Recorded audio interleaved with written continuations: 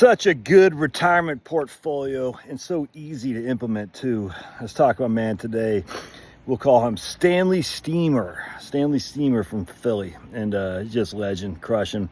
The thing about old Stanley Steamer is that, like a lot of us who come from alcoholic families and maybe have dabbled in alcoholism himself, I'm not sure if he did or not. We're growing up around instability. And stability is what we've always cherished, just stable, stability. And that means, frankly, a lot of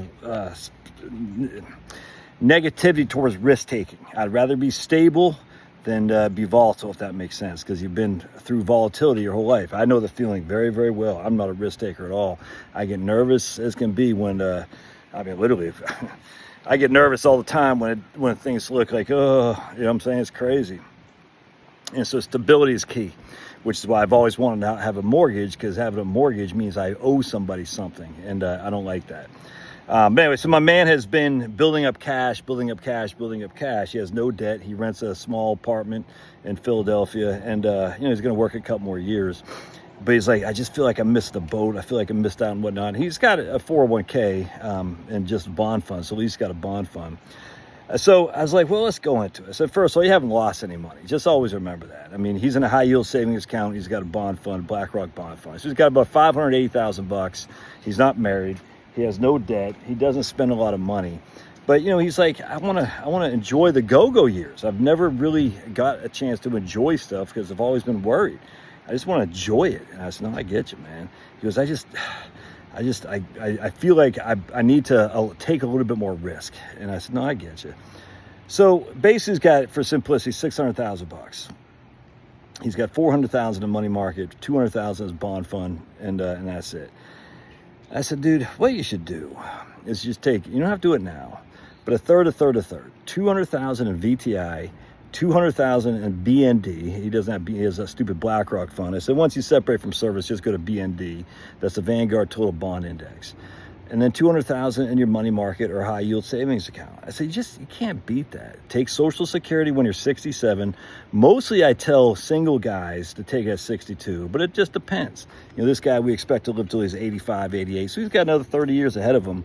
And I said, the drawback is if you take Social Security early, as I talked about the video the other day, that's a big security blanket that will be less secure if you take it early. So I said, what I would do is I'd just take it, I'd live off my cash account, live off my brokerage account until I'm on Medicare, and then I can start pulling from my 401k, take Social Security at 67. His Social Security would be about $3,200 a month today. So that's about roughly $40,000 a year. And he wants to spend about $70,000 a year and for his go-go years, and then he'll reduce. And again, he's got no debt. He drives an old car. He's just he takes his bike everywhere.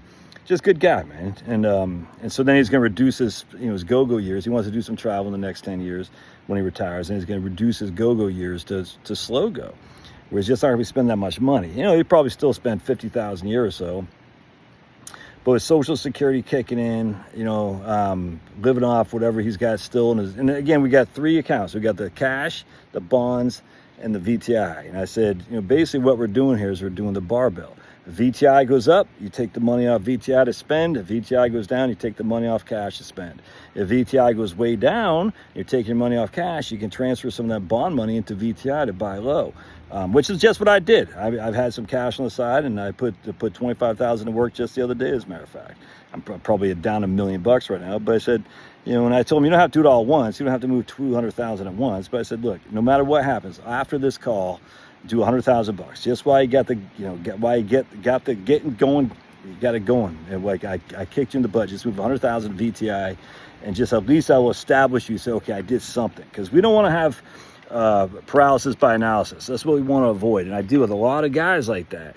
Analysis by paralysis. There's a paralysis by analysis, because they're like, oh man, I missed out. What if the market's too high? And I said, dude, the market's always too high. That's the whole point about the stock market. It goes up, it goes down, it goes up. Every time it goes up, it's higher than what it was before. I says, but you still got another 30 years on this planet. We'd still like to get some growth. And the difference between a 4% expected rate of return and 4.7, when I have them in basically a third, was all the difference in the world. It went from like a 22% probability of success to 85, I can't remember off the top of my head. I just can't remember. And then and I said, look, and what if you get a part-time job too, man? What if you got a part-time job, made $20,000 a year, because he could still do that as a company, you know, instead of working for another 5 years. And I can't remember exactly what we said. I said, then you're up to 100%, because you said, you know, maybe I'll work part-time.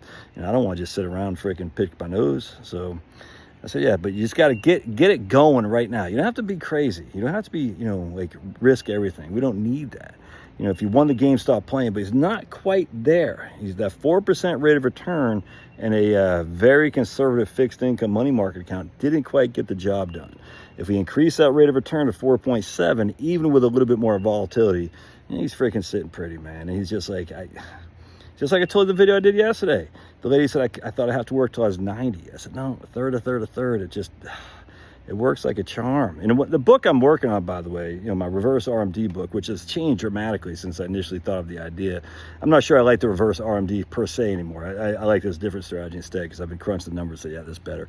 And I'll get into it later. But it's, you know, looking at the Wellesley fund, for instance, and the Wellesley, and that's what I'm working on right now. It's just, I tell you, man, that Wellesley fund, a 40-60 portfolio, 35-65 portfolio, some cash on the side. Man, it's tough to beat. And even Pablo says, hi. There's Pablo. Look. Oh, if that's not the cute. Oh, it's so. Can you all see him? Are y'all able to see? Pablo. Oh, it's so cute. There's Finn again. Oh, it's so cute. Finny. There's my pool right there. I remember when I got the pool, in 2019, I remember this one guy who doesn't like me anymore, but he's like, the pool's a dumb investment. I thought a financial planner would know that. I said, dude, I didn't buy the pool to invest it. You know, investment is expected to go up in value. I bought the pool to enjoy it. And I've enjoyed it dramatically. Dramatically? I don't know if that's the right word. And by the way, it turns out the pool is a good investment in terms of value of your home. You're going to have a whole lot harder time selling your house in my town if you don't have a pool than if you have a pool nowadays, which is crazy. Guy down here, you can't see it through those woods, sold his house. He got $100,000 above what, so he put a pool in 2 or 3 years ago, for $100,000, whatever, and he's able to sell his house for $200,000 more. Without the pool, it would have sold for $200,000 less. And I said, that's crazy. And I don't know if that's the same case here, but I mean, just look at that. Isn't that? It's just gorgeous.